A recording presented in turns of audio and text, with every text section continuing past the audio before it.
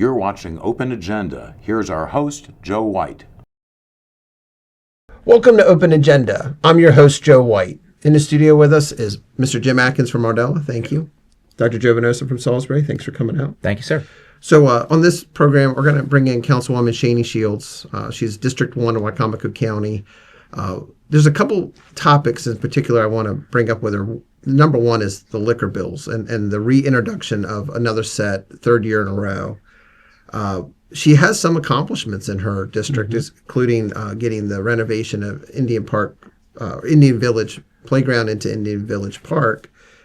And I also want to ask her about 287G. And we have covered this extensively, but at the same time, this does not seem like this is a subject that's going to go away until we have a vote or a consensus not to vote, right? So, Jim, would you stick around? I want to bring in Councilwoman Shields, and then I'd like to bring you back in and see what you think about what she had to say. I'm here. All right. So when we come back, we're going to bring in Councilwoman Shanie Shields, and we're going to ask her about the liquor bills and 287G. So stay with us. We'll be right back.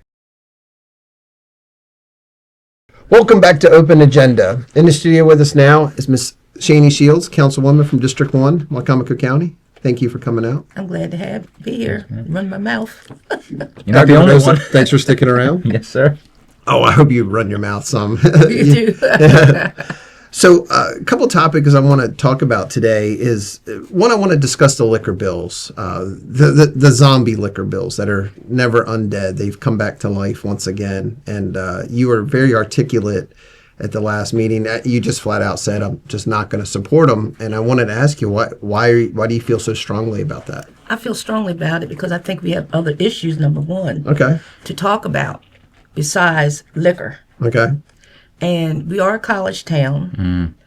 And if you care about the young, and we talk about drugs and fentanyl and all that, but you also have these college kids, even other kids not necessarily going to college, have these drinking binges and stuff. And you have, if you read about the health situation, they're having more liver cancer and younger people getting colon cancer earlier. You know, you think about older people getting cancer as far as liver and your organs. Young people now are getting it. And I think we should not promote alcohol. And how I think these subjects come up is when you take money, donations from people, then when you get in office, they expect you or want you to deliver favors for them. But you should make it clear to people and don't accept money if they're going to pressure you in doing something that you may not even want to do. Yeah. And I think liquor, we have a dispensary. And you also have a Class A store over by the college. You already have a place. Oh yeah, that's right. That's right. And now they want one not to have restaurants. So I think that when you drink, you're supposed to eat. Yeah. Especially if you're going to sit there. If you're going to sit in a bar or something, you have to have food. Yeah. And I think this is opening the door. This particular issue, one of them, is going to open the door for saying, well, he has it, how come I can't have it? Oh, yeah. So that and Councilman Holloway said as much. That's correct. And former delegate, current Moore staffer, Carl Anderton publicly said, you know, we've cracked open the door, let's walk through it. So it is truly amazing. I didn't think we'd get here. I hoped we'd get here. We had obstacles all along the way, but we got it despite the last minute amendments and changes. We got it through, and now it's on to the next step. Now that we cracked the door open, we just might as well walk on through. there's plenty of door metaphors and plenty of drinks to go around, it seems. Yeah. Making alcoholics, and I think promoting, like opening up the yacht clubs or the golf clubs or whatever, 7 a.m. in the morning. Well, a person who wants to drink 7 a.m. in the morning must be an alcoholic. So let's promote that. Yeah, they're promoting that. Look, I used to be a golf course superintendent. So, I mean, I have a lot of experience on a golf course. And one of the things that you can run into by opening it up that early, that a lot of folks who aren't in that business don't understand, is that there are some folks who are going to hang out all day at the golf course. So if they start at 9 in the morning, by 3:30, 5:30 in the afternoon, they may not have just played 18 holes. They may have played 27 or 36 holes. They may be part of a tournament that's playing multiple rounds that day. The ability to be inebriated by some point is pretty high. If you're going to start at 7 in the morning, and by the way, I'll mention, our current county executive, she has experience too. She was a bev cart driver on a local golf course. Mm-hmm. You've seen what people do. Oh yeah, definitely. So you have the ability to be driving a motor vehicle. Granted, it's a golf cart in a state that you maybe can't handle. So we're daring the most ardent people to drink to start earlier. And here's what I don't understand, Ms. Shanie, and maybe you could help me out on this one, but I believe it was Councilman Wynn and I think Councilman Hastings at some point, they both alluded to that some of these bills were literally ridiculous, but they'll vote for it anyway. And then I think it was Josh Hastings that said, why do these bills keep coming up? And then Joe Holloway said, it's because people keep voting for them, which Josh Hastings did. And so I guess what I'm trying to get at is you referenced the influence of money. I think that's part of it for some folks. But it seems to be, too, there's just a lot of weak-willed people who don't want to take a moral stand on a community issue. That's how I see it. As a parent, as a teacher, people that are not willing to just say there's a right and there's a wrong, and we should maybe prevent the wrong from getting worse. Well, I think that you should vote for what's fair, not when people tell you how to vote, or you can't tell me how to vote. Mm. I believe that you get in the office, but you're supposed to have a mind of your own and your conscience. Mm. Not because you're a Democrat, not because you're Republican or independent. Mm-hmm. You're supposed to vote what you think is fair. Now, I voted for the Ross building, and I got a long dissertation from a person want to know why, don't support this and blah, blah, blah. But the reason why I support was simple. He started the process. He got the wrong information. You see what I'm saying? Mm. I didn't think it was his fault. First of all, I wouldn't have permitted him to have a big building like that anyway. In the first place. It's But you weren't on the council at that time. I wasn't on the council. Mm. But if I was on the council, I wouldn't have voted for that big building to be up there because it's taking the culture, the historical culture from downtown. Mm. This big monster building. Mm-hmm. So I think that when I voted for the Horizon program I'm talking about, mm-hmm. we gave the wrong form for the man to fill out. Mm-hmm. And we were not the council, but the government entities, the finance department did. Administration and the finance department, whoever it falls under. We gave him the wrong form. Mm-hmm. So I voted that. I didn't agree with my vote, but I voted because he went through the correct process when he thought he was doing the right thing. Mm-hmm. So I wouldn't have took that out on him. I'd like to talk a little bit more about the process where we're at with the liquor bill, because that might be a little bit fuzzy for a lot of folks out there. It was a work session to talk about it with the Board of License Commissioners. Jennifer Jordan came in, the chair. What you all voted on that night was a consensus to move forward, and it passed 4-3. Mm-hmm. One Democrat voted against it, you. Two Republicans, Vice President Jeff Merritt and Councilman Joe Holloway, both voted against it. So this is not a partisan thing. This is just a difference of opinion. 4 members voted to proceed, so it's now going to come up to a resolution. Not probably at the second meeting in November, but that resolution would only be for a letter of support to go to the Maryland delegation, who then has to go to Annapolis. My point being, there's still time for folks to show up in person, speak at public comments. Liquor bills continually come up when we have other issues to talk about and deal with. The priorities seem very out of whack. Alcohol is not a priority. If this one does pass, there's going to be another round of them next year. And ultimately, one of the things that the county executive is working towards, whether she's willing to admit it or not, is expanding the number of liquor licenses in the county. I know she is. Well, the thing is, I mean, I think she has admitted it because every year when she has her big legislative breakfast, that most people can't eat the breakfast at, but when she has it, she releases the priority list, and every year there's a series of liquor bills. She may have been on the golf course then selling beer, but she's hawking it for other people now, it seems. Well, the Well, it's her campaign- donors. Most of them are her donors. Yeah. And when you do things like that, to me, you're forgetting the little guy. Because the person that wants the liquor, the license sell liquor, he hasn't lost any business. He hasn't lost any business. Yeah. So if people are going bankrupt because they weren't selling alcohol, it'd be something different. They're not going bankrupt. They're making money. Yeah. If they're making enough money to give donations to They want more. politicians, they just want to make more money. It's all about money. Yeah. It's not about the little guy. It's not about the homeless people. It's not about our children or our not students. About the children. They're not about the health. They don't care nothing about money. Mm. And they're buying politicians. That's basically what it is. They're just like you go to the store and buy a sweater. They're buying politicians, and then the sweater's supposed to keep you warm. So when the politician gets in there, she's got to keep them happy. Well, I'll tell you what, I don't want to drag this out anymore because I think I need a drink after talking about all this. But I really hope, it's 4-3 right now. There's a couple of people on that council who I've heard have been told by their religious leaders and by a couple of community activists that it's not too late to be a hero.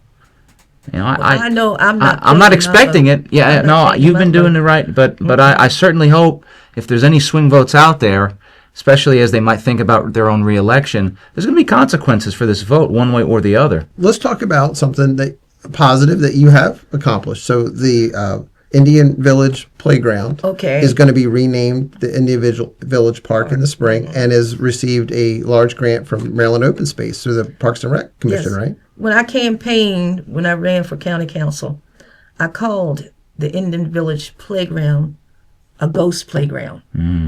It wasn't family friendly. They didn't have like barbecue grills. They didn't have picnic benches, a pavilion, newer equipment. That's what I campaigned on. And I also campaigned, and what happened, they received, Parks and Rec received $309,000 to upgrade the playground and make it more family friendly. Even I found that the swing was not the correct swing to use.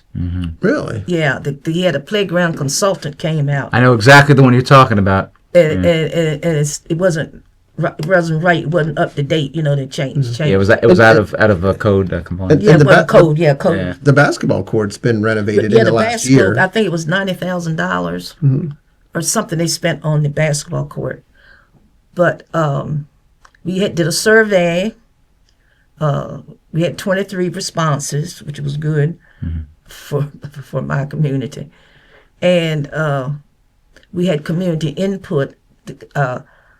Sean Tucker, Eddie Harmon, Eddie's son, another young guy, Vanessa, who has a daycare. I made her like the contact person. I like to start things, or I like to give ideas, and I let people take it over. I don't like pats on the back. I like basic work, like in the background type thing. And they had 2 designs, and the community picked the design 2 out of the surveys and stuff. And we met and went over. So now they took it to the people that will finish it and start working on it this winter.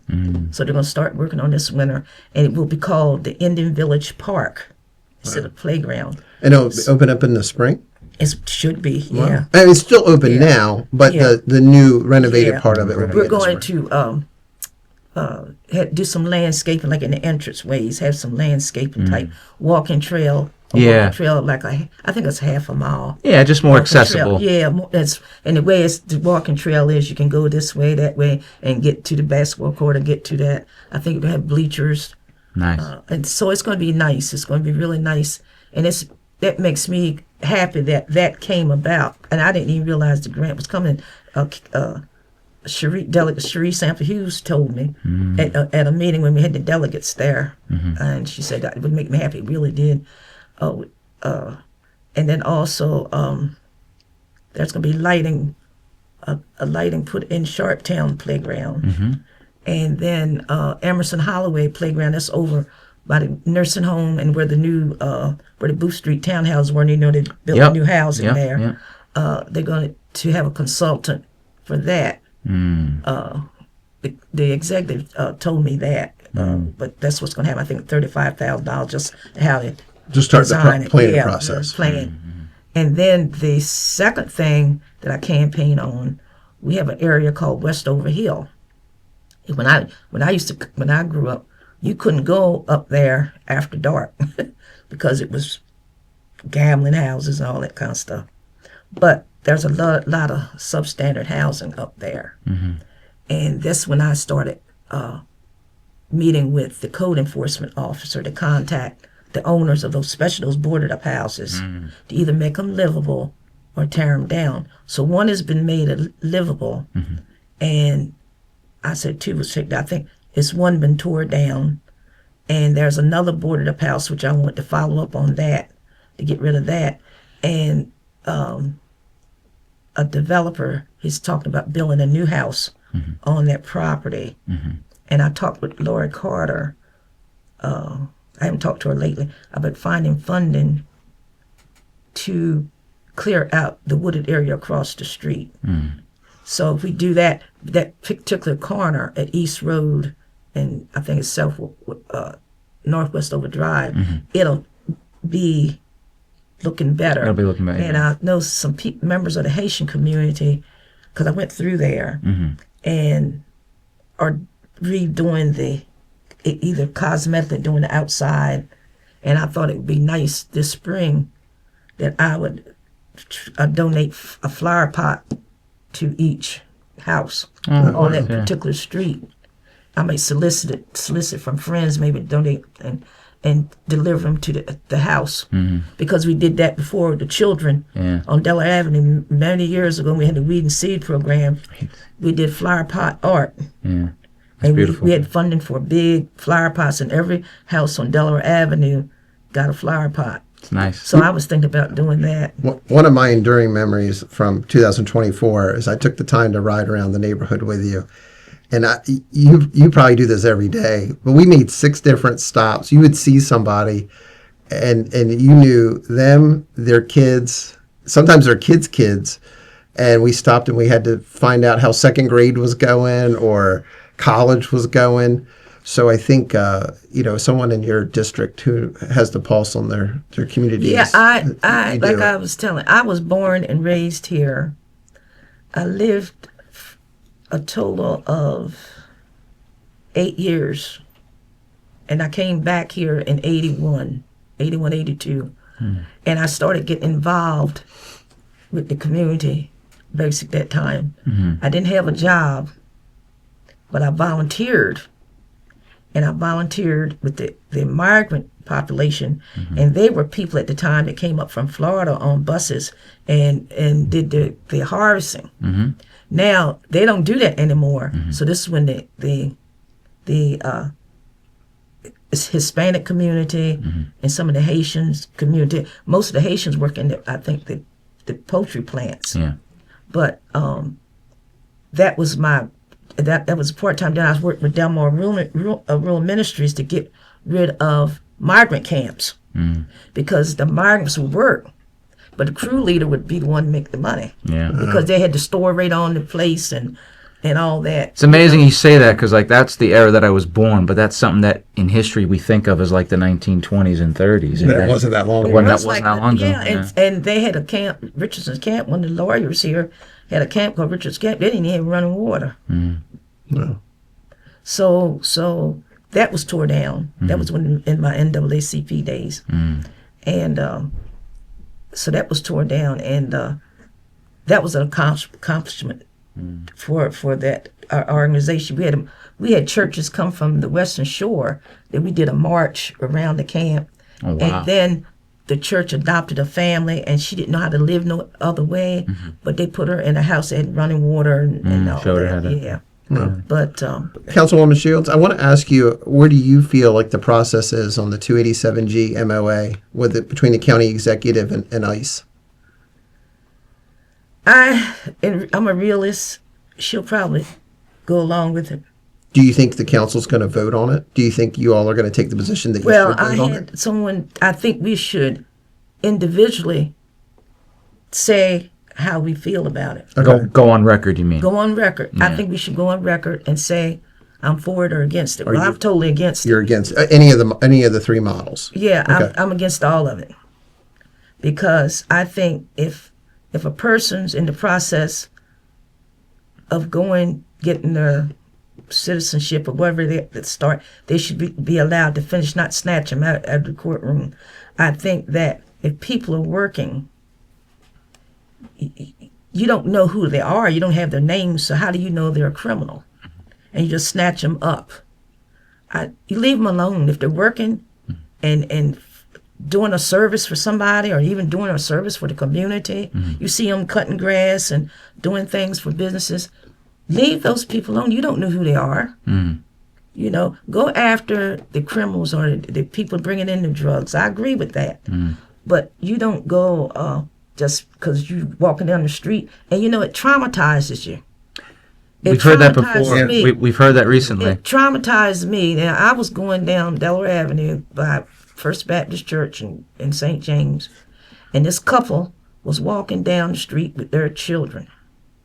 And all I could think about was ICE coming and snatching them up and taking those children somewhere. I shouldn't have to feel that way. And I think about those dear little children that they have caged up. Where are they at? We don't know right now. You don't know. Somebody's paying for it. Somebody's paying for their care. Yeah. They're not just out there not being cared for or starved to death. So it's kind of, and to your earlier point, it's a moral issue as well as a logistical one. Yeah. And a financial. And a financial Yeah, I mean, one. we've talked very much about we finally had a work session back in October. Yeah. But the financial obligations still have not been answered, and Oh, you yeah. know, Yeah. there's this And I know we got open-endedness to we're it. gonna pay something.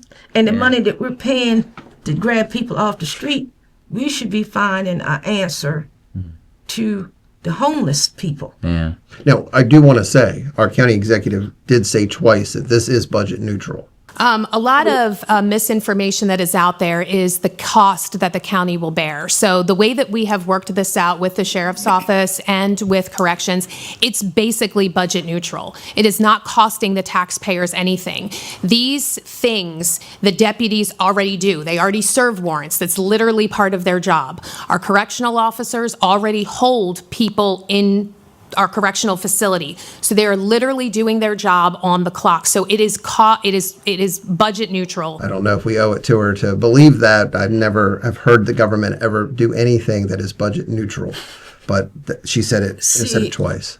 I can't answer that. I see it before I believe it. You know, one of them things. I don't know. You know, Well, it's going to take away for a project that's more important. Exactly. And see, we should put our community first.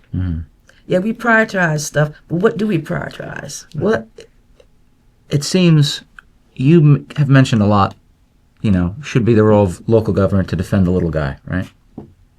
But we're not really defending them No, with you're this county government right now. well, thank you for coming out. And thanks for inviting me and Thank you, listening yeah. to my mouth. No, Anytime, and we hope that you come back when there's more updates. So, Okay, yeah. thank you. thanks for watching this segment of Open Agenda. We'll be right back.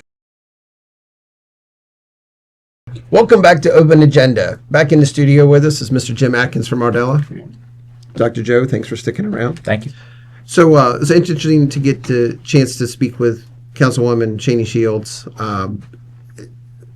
Let's start with the liquor bills. I mean, and we talked about it in the segment, this is not a done deal. This will only pass 4-3 with a consensus just to move forward to a vote for a letter of recommendation. And as Joe said, that there does seem to be a couple council people who are maybe not quite as sure as some of the other ones. Jim, what do you think that folks need to get out there and say to their elected officials? I really think that they just need to let them know that it's money that's driving this. This is 3 years in a row we've talked about liquor in Wacomico County. I don't know how many years prior to that you never heard anything about alcohol in Wacomico County. And now it's a yearly event, and things need to happen. I mean, it was a 4-3 vote. I know there are 2 votes that are etched in stone, won't change. So we still have 2 council members that may be able to be persuaded that it's time to put an end to this. Let's just move on, deal with things that are important to this county, and not worry about liquor. You know, it's Halloween season. Let's kill a zombie bill. Yeah. Yeah, exactly. You need a silver bullet. Or a bat, right? Yeah. Get a little garlic. And, Headshot. Yeah. So 287G, that was very important to talk about, Councilwoman Shanie Shields. And we've talked about it plenty on this show.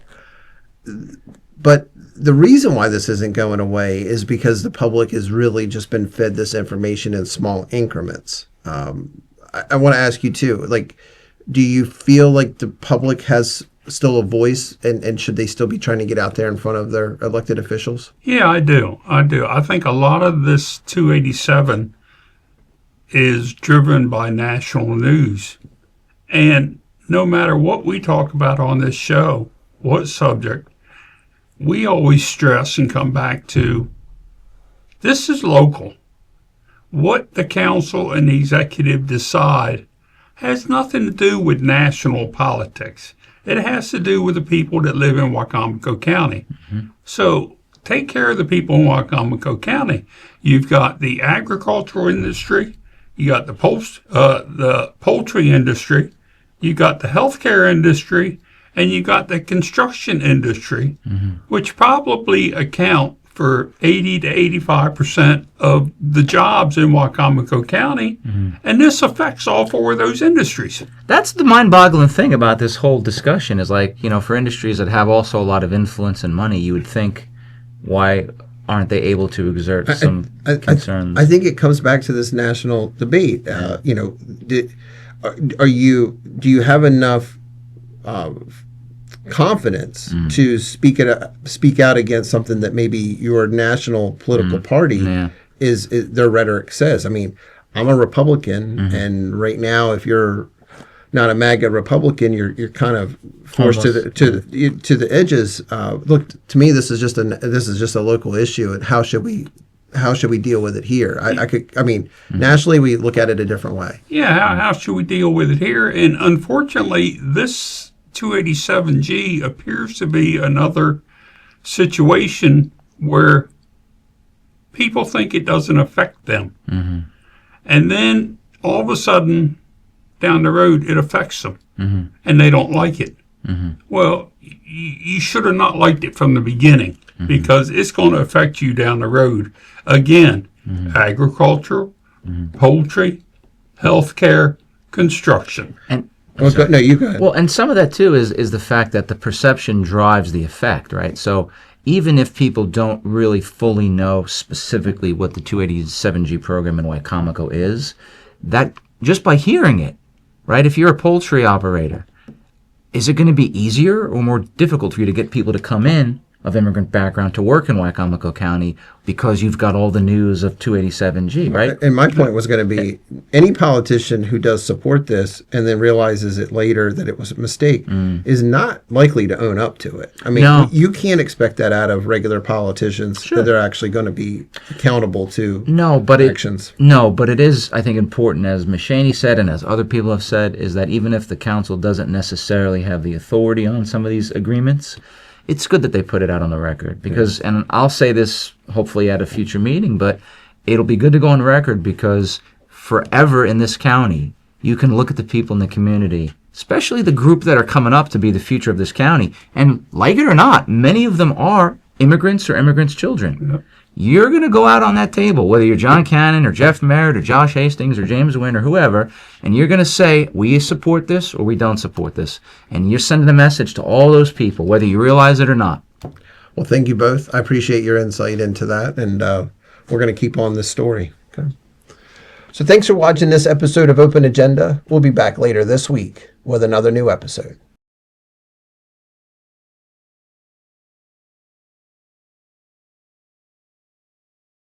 I've made it to this stage. I've made some mistakes.